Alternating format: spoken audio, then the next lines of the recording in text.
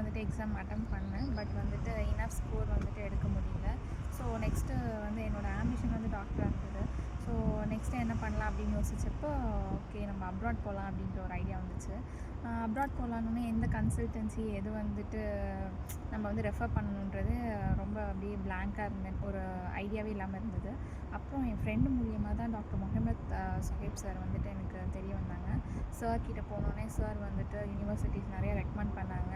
அதில் உள்ள positive, negatives, advantages and disadvantages எல்லாமே சொன்னாங்க. ஸோ அதுக்கப்புறம் தான் வந்துட்டு நான் ஒரு கன்க்ளூஷன் வந்தேன். ஓகே நம்ம வந்து கேஎஸ்எம்யூ வந்து ஜாயின் பண்ணலாம்.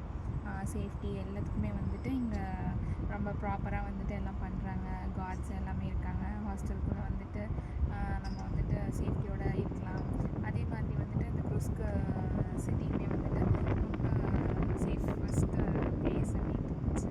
ஸோ அதனால் வந்தேன். ப்ரொசீஜர்ஸ்லாம் வந்து சார் ரொம்ப ஸ்மூத்தாக நீட்டாக வந்துட்டு ஹேண்டில் பண்ணி கொடுத்துட்டாங்க. அதனால் வந்துட்டு எனக்கு பிரச்சனை இல்லாமல் இருந்தது. அப்புறம் இங்கே வந்ததுக்கப்புறமும் சார் வந்துட்டு எனக்கு வந்து சம்டைம்ஸ் வந்துட்டு ஃபோன் அடிச்சுட்டு எப்படிமா போகுது என்ன அப்படின்றத கேட்டுக்கிட்டாங்க. எல்லாமே வந்துட்டு சார் வந்து ரொம்ப இங்கே வந்து எனக்கு உள்ள ஏதாவது சம் டிஸ்அட்வான்டேஜஸ் இருந்தது. அதையும் வந்துட்டு நான் சார்கிட்ட சொன்னேன். சார் வந்துட்டு எனக்கு உடனே வந்துட்டு கிளியர் பண்ணி கொடுத்துட்டாங்க.